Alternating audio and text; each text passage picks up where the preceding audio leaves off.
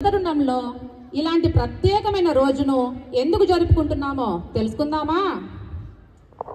సృష్టికర్త అయిన దేవుడు తన రూపంలో తన పోలికగా చేయబడిన మానవుని అవిధేయత వలన పాపంలో పడి దేవుని సహవాసం కోల్పోవడం వలన దేవునిగా జన్మించి పరమార్థితమైన సంగతులను బోధించి తన జీవితాన్ని మాదిరిగా చూపించి శిలువపై రక్తాన్ని చిందించి వారిని తిరిగి రక్షించుకోవాలని అనుకున్నాడు. ఇది ఆయన అనాది ప్రణాళిక.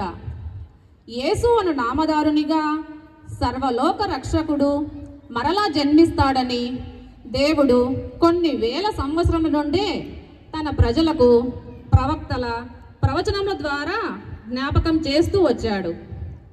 యేసు శరీరధారిగా జన్మించడం హఠాత్తుగా జరిగిన పరిణామం కాదు. అది ఆయన అనాది సంకల్పంలో భాగమని ఈ ప్రవచనముల ద్వారా తెలుసుకోగలము. పరిశుద్ధాత్మ పూరితుడైన యేషయ ప్రవక్త యేసుక్రీస్తు జననం గురించి 700 సంవత్సరముల ముందే ఈ విధంగా ప్రవచించారు. మనకొక శిశువు జన్మించెను, మనమొక కుమారుని బడసితిమి, అతడు రాజ్యభారము వహించును, ఆశ్చర్యకరుడైన సలహాదారు, బలాఢ్యుడైన దేవుడు, శాశ్వతుడైన జనకుడు, శాంతి కుమారుడైన రాజు అని అతనికి పేరు. అతని పుట్టుకనే కాక అతని గుణలక్షణాలను విశిష్ట అధికారాన్ని కూడా ప్రవచించారు. దేవాది దేవుడు ఈ లోకానికి రావాల్సిన సమయం ఆసన్నమైనది. అది రానే వచ్చింది. క్రీస్తు శరీరధారిగా ఈ లోకానికి రావటానికి కన్యక అయిన మరియను ఎన్నుకున్నాడు.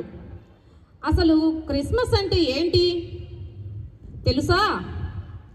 క్రిస్మస్ అనగానే ప్రతి లోగిలిలో సందడుల వాతావరణం. క్రిస్మస్ అనగానే ప్రతి చిన్నారిలో క్రిస్మస్ కేరింతల సమాహారం. క్రిస్మస్ అనగానే ఊరూరా వాడవాడల రమణీయమైన దృశ్యాలు, సంతోషం, దరహాసం, కరచాలనం, క్రిస్మస్ గ్రీటింగ్స్, క్రొత్త దుస్తులు, పిండి వంటలు, కేకులు, స్వీట్స్ ఇచ్చిపుచ్చుకోవటం, క్రిస్మస్ చెట్లు, వింత వింతగా అలంకరింపబడిన క్రిస్మస్ స్టార్ల వెలుగు కాంతులు. అబ్బో, ఎన్నెన్నో కదా. ప్రపంచంలోని ప్రతి చర్చిలో రంగురంగుల కాంతులతో, సంతోష గానాలతో ప్రజలంతా ఓ చోట చేరి సంబరాలు జరుపుకునే రోజు ఈ రోజు. ప్రత్యేకమైన పవిత్రమైన రోజు. ఇలాంటి మానవ విలువలను, మానవత్వాన్ని బోధించడానికి మరియు తోటి వారిని ఎలా ప్రేమించాలో మానవాళికి చూపించడానికి జీసస్ జన్మించారు. ఈ సంఘటన డిసెంబర్ 25న జరిగినందున మనం ఆ పర్వదినాన్ని క్రిస్మస్గా జరుపుకుంటున్నాం. అసలు క్రిస్మస్ అంటే ఏంటి?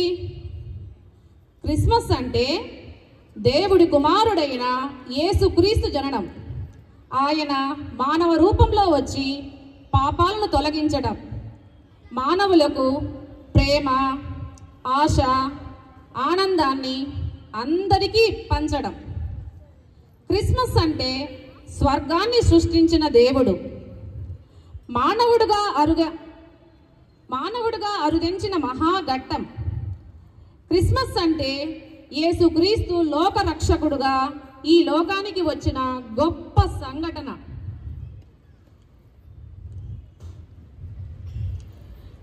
నేటి సమాజాన్ని ఓసారి పరికించి చూస్తే మానవ సంబంధాలు ఎలా అడిగింటిపోతున్నాయో మనందరికీ విదితమే. స్వార్థం, అసూయ, పేద, గొప్ప అనుభవాలతో మానవ నైజాన్ని కోల్పోతున్న రోజులివి. మన చుట్టూ మనుషులు ఉన్నా ఎవరికి వారే యమునా తీరేగా అన్నట్లుగా జీవిస్తున్నారు. అంతెందుకు, నవమాసాలు మోసి వారి జీవితాన్ని దారపోసి కన్న బిడ్డలకు ప్రయోజకులుగా చేసిన ఆ తల్లిదండ్రులను చివరకు వృద్ధాశ్రమాలే దిక్కవుతున్నాయి. చదువుకోవడమే కాదు, ఆ చదువు మిమ్మల్ని మంచి మనుషులుగా మార్చాలి. ఆ మార్పే మీ భవిష్యత్తుకు పునాది రాయి కావాలి. గురువులను, పెద్దలను గౌరవించడం, తల్లిదండ్రులను ప్రేమించడం, తోటి వారితో సఖ్యతగా మెలగటం, ఇవన్నీ కూడా మీ చదువులో భాగమే.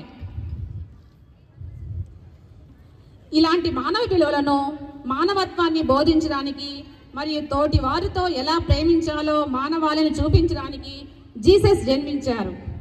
క్రిస్మస్ అంటే స్వర్గాన్ని సృష్టించిన దేవుడు.